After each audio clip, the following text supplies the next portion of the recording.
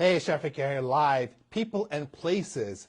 The place, Salvation Army, Yonkers, New York. And the peoples, my peoples, Amelia Moore, an incomparable Amelia Moore. I've known her for like 20 years now. In the early 90s, I was working as a publicist. I think we first met at an event.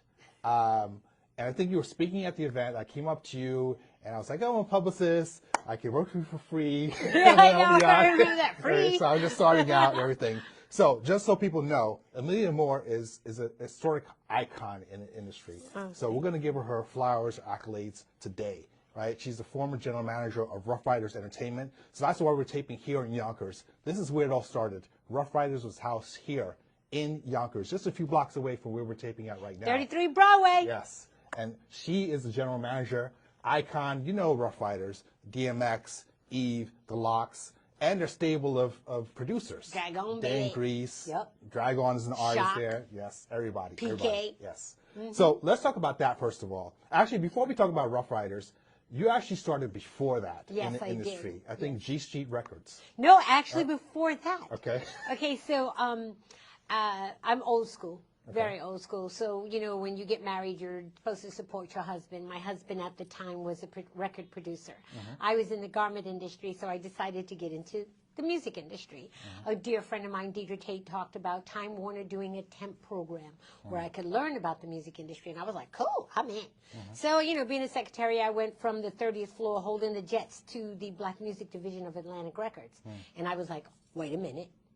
This is where I want to be. I like this. You know, it's nothing but black folks who's all making records and just doing everything. Like, unlike now, the black music divisions, the whole, everything that dealt with putting the record out was, everybody was there. So you had the publicity, you had the A&R administration, you had the promotions, you had the marketing, you had the executives, Sylvia Rohn and Richard Nash and Merlin Bob and my boss, Kevin Woodley, Sugar Daddy, all on the same floor.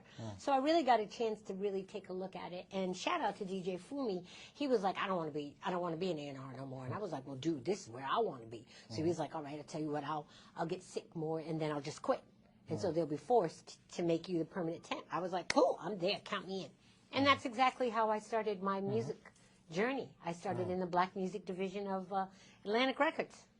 So, you know, black music was very different than what it is today. Oh, yeah. Especially in the 90s, especially when you want to go mainstream. A lot of outlets were very cautious in a sense because they felt that there's a persona or a sort of, you know, what's the word for it? It's like a stigma. a stigma for black music, especially hip hop. Yeah. You know, and of course hip hop is a worldwide phenomenon, things like that. But back then it was very different, behind closed doors. Oh yeah. Right? And you were at the heart of it. Yeah. You know, Well, I mean, you know, it's very interesting to look at what's happening now versus the 90s. You got to remember that the 90s was like the joint venture world, right? It started in the black music divisions, but then, you know, the independent artists wanted to do more control because the people that were in what they called the glass tower didn't really know what was going on in the streets. So they wanted to separate this. Meanwhile, you had Russell doing his damn thing with Rick Rubin and really making a lot of noise. And now all of a sudden it became this commodity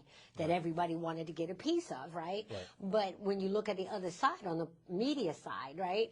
Oh no, this is not what we are used to. You know, we want the sugar, spice, and everything nice, and this is like political. You know, this is, you know, reformation, transformation, all these other words that they weren't really ready for. And so we did something intentionally in the 90s, which was controversy sells. So we brought up the controversy, and what's really wild is that business model has not changed. It's time to change it, folks. You know what I mean? Because we're still hopping on all this negativity, and this one's got beef with that one, and this one's got beef with that one. And we kind of did that in the beginning because you guys weren't covering us. And this is what got us news. Like, at that time, all press was good press, right? Because nobody knew you, and anybody that spoke about you, you got known for people to make their own job. But now everybody knows you. There's no need for it. Right. You know, let's start accentuating other stuff. But yeah, that's, and then from there I went to G Street. So what did you do at G Street, actually? So what had happened is at Atlantic Records I was doing A&R, which was strictly just artist and repertoire. You know, getting the artist, finding the music, finding the producers, paying the producers, all of that. But I didn't do any of the paperwork. And I really didn't know the business per se. I was doing the mastering sessions and all of that. So I had an opportunity to go to G Street and do A&R administration, which is different than A&R. I was still director of A&R at G Street, but I was also director of A&R administration. Right. And with it being an international record label, a lot of people didn't realize that. It fell under Island. Island was in London, you know what I mean? So it was really an international record label that I winded up learning international law as well as American law. So it really taught me the business of music, which is completely different than the music business. Right. And of course, you used all of that knowledge internationally where you got to work with Ruff Ryders, of course. Ruff Ryders, international brand itself. As we all know, DMX passed away recently, but you worked very closely, with him, during that time. How does it feel to know that you were part of that historic, movement? Oh my God. Yeah. I think the biggest thing that people didn't realize about Ruff Ryder was that our message was it's not where you're from, it's where you want to go, and that you could do it too. And I think we succeeded with that. You know what I mean? The brand still exists. The bikers, the chapters, they're still kicking butt. I mean, every time I see them causing havoc in in the city, I'm like, yeah, they know me already. You know what I mean? I'm always throwing up the R. It's just, it's a lifestyle, and that's, I guess, what people don't understand. And, still representing it and still, I don't know, still leaving a mark makes me feel like all that we went through was worth it. I mean, people don't realize, but it was 5 of us in that office. Yeah, and I know. I've been to the office there. It really was a small office. Yeah, it was 5 of us. We dealt with the major corporation, Def Jam, but it was 5 of us that sat in there and said, okay, we need to do this and we need to get that done, and the lawyer needs to know this and blah, blah, blah, blah. And blah, blah, blah. It was 5 of us. Yeah. It was crazy, but it was insane, but it was excellent. Probably one of the best times in my life. And of course, not only the artists that you worked with, but they had a stable of producers. Itself. So you're actually very, very hands-on, actually placing a lot of songs. Yeah, actually one of the biggest records that Swiss had very early on in his career, I got for him. That was the Nori record, and my boy over there, Tariq, he was like, yo, I need something. And I was like, well, we got this young producer. And at that time, Swiss had to prove that, to his family, that he could make money off of this. Otherwise, he was going right back down south, and that was the end of it. I don't want to hear nothing about no music, no. So I remember him coming to me and be like, yo, like, I need to get something happening, because otherwise, and I was like, don't worry, I got you. Because we were, what we were doing, Siobhan and I, was building our producers one by one. You know what I mean? And shout out to Dame Grease, because he really broke the ice. He really broke the ceiling for us. He was hit after hit after hit after hit. And then, PK and Shock, and, what Shock did was amazing too, because that prayer, I mean, come on. You know what I mean? So it showed that our pool was really different. But when Swiss came with his own individual sound, it was like the anthem maker. That's what I called him, the anthem maker. Ruff Ryders anthem. Yeah, he's the anthem maker. But I mean, there's so many other records that he's done that was like our anthems. Yes. Even Eve, one of her biggest records was his. The Spanish one, I can't think of the name of it right now, but come on. I think it was the first record that you're talking about. I remember him bringing me in the car and be like, yo, Mills, I want you to hear something, because that was my name, Mills. Black folks, we always chop things down to one syllable. So, Amelia, 3, no, not going to happen. So I was Mills or Millie in the office, So it made me think of something there. I've never probably told you this, but, because I used to go to the office there all the time in Manhattan when you moved down there. And I had cornrows. I was always dyeing my hair doing various things, so I had blonde cornrows all the time. They actually used to make fun of me. I remember that. Because of, it wasn't a thing for men to dye their hair platinum blonde and all that. Cisco made a trend. I actually worked with Cisco and Drew Hill, so I had to be for them. So people thought I was copying Cisco, but that wasn't the case. I was actually the publicist. So if anything, they were copying me, But the thing that was interesting was, Eve's, I forgot the first song again, but her video, she actually wore blonde cornrows in it. And I was like, these people making fun of my hair, but then they're stealing my hairstyle and putting on Eve. And the thing is, my hair is always natural. I don't put any weave or extension, but she had to put that in there because they couldn't figure out how you could get a platinum blonde and long. So I probably never told you that story. Yeah, I know, but, you never told me that story. That's Yes. hilarious. But I kept it in for 20 years. I finally at peace with it now. I let it out. I think I was, who's that girl? La, la, la, la, la, Yeah, la, yeah, la, la, la. That's the record. Yeah.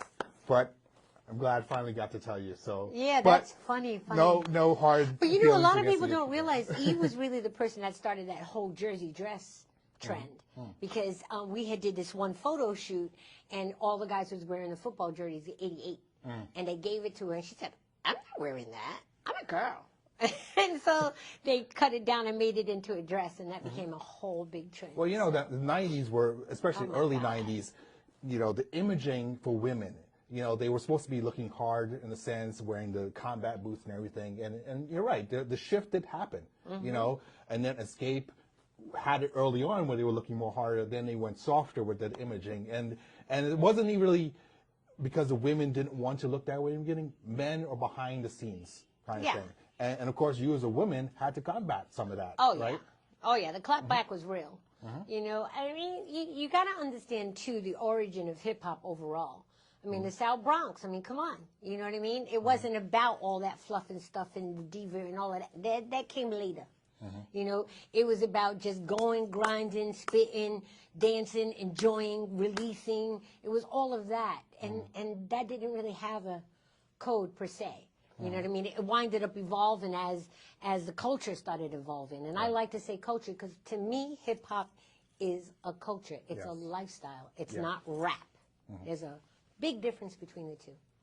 It's a big difference. And of course, we're talking about the 90s too, where it became more commercialized in a sense. Not to say that it's watered down, but more commercialized where we started to get more product placement deals, right? And more, you know, liquor sponsorships. Well, and things here's like that. the thing. You know, this is the thing that I love about my brothers. And they know it because I tell it to them all the time. You know, a hustler's always going to hustle. You know what I mean? And I think the industry overall, you know, again, going back to the term that they use, I don't use it, but they use it, the glass tower, they underestimated what folks would do if they had access, right? And so what had happened was, is this is where the 360 deals come from, because they was like, yo, we can do clothes. Yo, we can do dog food. Like, just look at us. We had the thug workout, right? Because our guys was always doing bars, like the bartenders, you know what I'm saying, in public at the playground. So that was a thug workout video. Then we had the bikers, right? Wink 1100 and Jaji Queen 1100 and just the whole camp, right? But also the tricks that went along with it. We did tours with that, right? Then we had the dog food. Shout out to Jamie. I mean, Purina wanted the formula, but they wasn't ready to give the money. So we was like, nah, bro, like negative. But when you talk about people really knowing their dogs, they really know how to train dogs. Whatever you want to say about it, I don't give a damn. I know the real. They created a formula specific. And the formula still exists, and the dogs are still doing great. Okay. Then you had the clothing line, you know, and our clothing line was culture to street life. So there was really cool stuff in our clothing line that people really never knew, like the stash pocket. You know, in the middle of the sleeve, there was a zipper right here that you could stash stuff in. And when they patted you down, they never found it because they never thought about a pocket right here. I mean, that was the innovation that we had in our clothing line. And then you had the producers, and then you had the record label. You know what I mean? All of these facets that the label was only getting 2 out of the 7.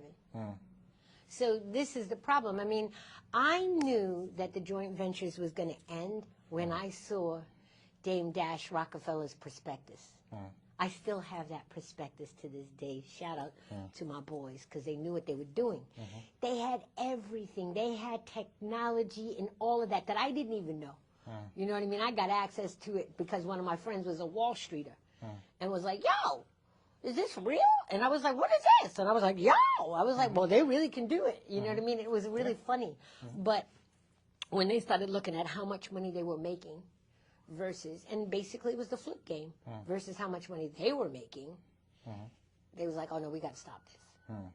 Yeah. So that's what happened. So of course, after you left Rough Riders, you started your own company. I think it was called Adroit Marketing. So you actually manage people, your own. Well, you know, the real story is I had Adroit for 3 months. Then Deidre called me about these people up in Yonkers that could use my service. And then I became a Rough Rider. So when I finished, and that was because my life was changing. It had nothing to do with that, you know, with the label. A lot of people think all kind of crazy stuff. I've heard all kind of crazy stuff. But my father was dying of cancer, and my marriage was falling apart. And I just couldn't do that and juggle this, because that was a 20-hour job. Like, people didn't realize. I would go party and then have a staff meeting at like 4 or 5 o'clock in the morning in the studio with DNY, because that's when they were in the studio with the producers. Right. You know? So, I mean, and then be back in the office that next day at like 10, 11 o'clock. You know, and I was commuting 2 hours from Jersey, East Orange. You know, so it was a lot. Yeah. You know, and I was just like, no. So I went back to Massachusetts. And, yeah, it was a hard decision, but it wasn't until I got home that I actually saw what we did. Well, that's how it is sometimes. You actually, when you're part of the culture, part of the movement, you can't look at it from a wider perspective because you're still in it, right? So it's good that you were there, and you survived it all to know that you're part of that movement and, and everything. So it's very important to I'm very proud of it. Yeah. And, you know, it warms my heart when I still see the guys with the German helmets. It warms my heart when I still see the R placed on somebody's car. It warms my heart because I know what went into that. You know, and I posted the other day, I had my Rough Rider Scully. I found it in one of my drawers. And I said, yesterday, today, always. You know, because once you are, you always are. You know, you just can't erase your past like that. So, yeah. And, you know, what's really funny about all of that is that it's like you finally saw the difference. When I stepped out, I saw how media framed us versus what our real agenda was versus how the communities accepted us. Like, when I went back to Massachusetts, a small little town, New Bedford, right? And these kids are talking about they gangster. Get out of my face. No, you're not. You know what I mean? Like, cut it out. You from the hood. No, you're not. I know what hood is. No, you're not. You know what I mean? And it was really funny how people emulate, you know, certain things that they can gravitate to on a certain level. And I guess for me now, that's where I'm understanding the responsibility. Like, I have my consulting firm now, but I communicate all the time to artists that the responsibility of their imagery and their messaging really impacts more than what they know. And so really think about some of the things that they're putting out there, because they will be held accountable. Right. And you're certainly a brand yourself, right?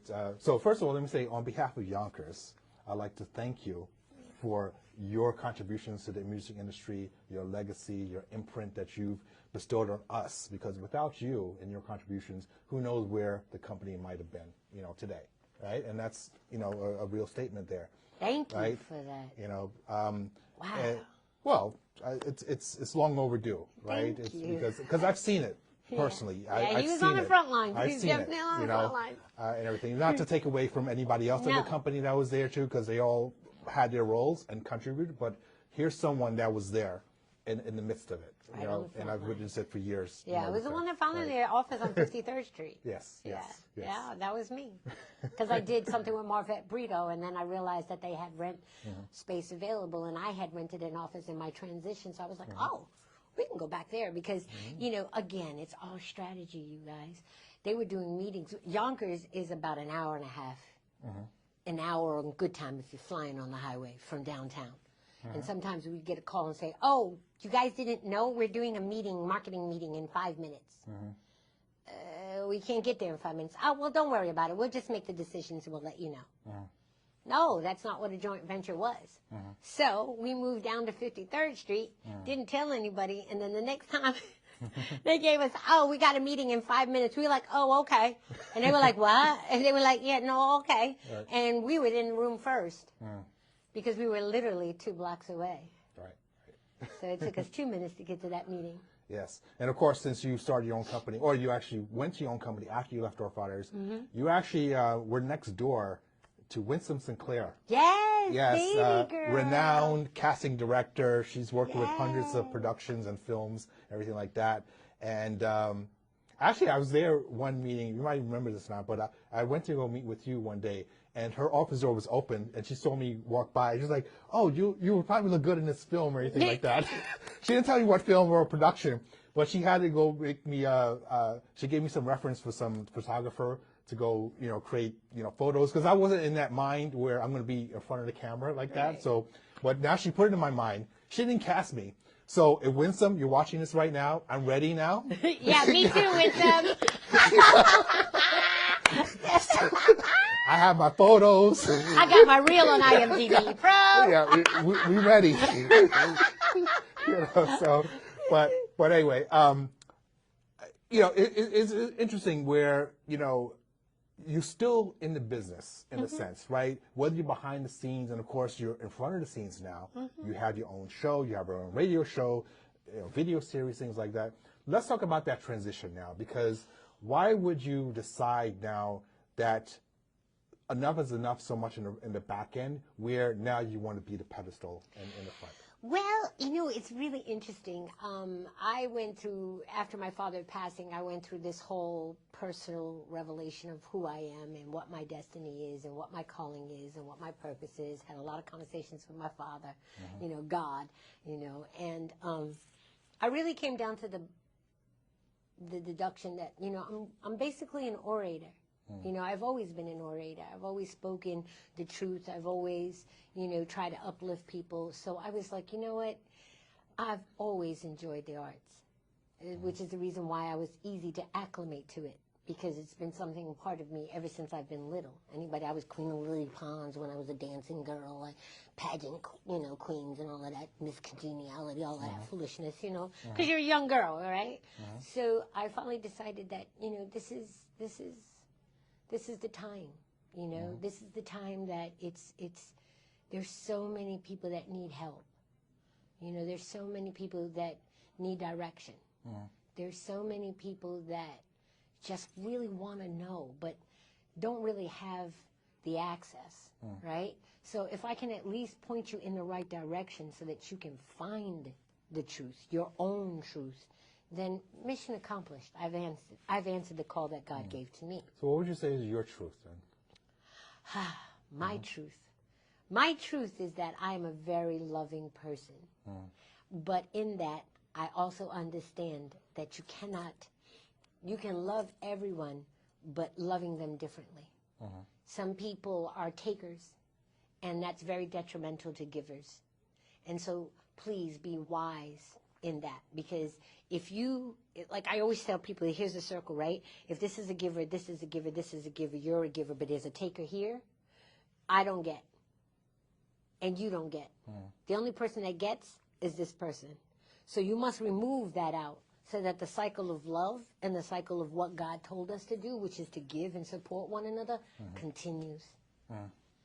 And, that just gave me chills, but that's really the underlining message. That's where I'm here for, creatively and everywhere. So, right. Yeah. And of course, the knowledge that she's dropping is actually available in her book, too. CEO versus CEO. Right. So let's talk about what that means. Well, CEO versus CEO is not about competition. It's about conversation and how we as women have to learn a more effective communication through redefinition, through repositioning, and through understanding the differences so that we can see the similarities in our goals and in our objectives and in our methodologies to accomplish our goals. And, I love my brothers. But y'all sometimes put pressure on us as females that's like unbeknownst to you. You just do it instinctively because we're raised different. We're nurtured different. So this book is kind of like a guidebook for both men and women to take a second look at what we do to each other so that we can communicate better with one another. Of course. And of course, this book has been out already. So where can they actually get it out? Actually, I'm in the whole reformat because I'm in this mode. I'm in this transition mode. So I'm actually adapting some of the things that was from the old version into the new version because there's been some progress with women movement, but at the same time, with everything you push forward, sometimes it comes backwards. And I think that there's some more clarification that needs to. That makes sense. Of course, people that don't understand the book industry, that happens a lot. You have the first edition, second edition, third edition, so on. You revamp to the current state of affairs of the industry to make it more relevant to the audience and everything. So it definitely makes sense with that. But getting back to your work as an on-air host and everything like that, where can we actually view and watch your content? So if you Google Amelia Ismore, Ameliaismore, one word? All one word, Okay. no spaces. you'll see everything I do. That's the easiest way. But our radio show, there's one on the second and fourth Friday. We got Straight Convo, and it's with my producer, IMD Mecca. And we're on She's the Boss Radio, which is nationally syndicated. Then we also have the radio show Sipping Something Sexy, which is the introduction to Sipping Something Sexy, the TV show. But the Sipping Something Sexy radio show is only on Sundays, the second and fourth. And that's on Twitch. Okay. So, and then, you know, I have a show that I did on MNN that now is placed on, shout out to Dion. It's now on Your Vision, URVISION. Okay. And just for clarification's sake, okay, because I'm getting a lot of feedback from it, I'm waiting for the editing to happen on UBC TV. Okay. So everybody's like, what's going on? I don't see you, la la la la. Stop all the rhetoric. Let the queen do what she needs to do.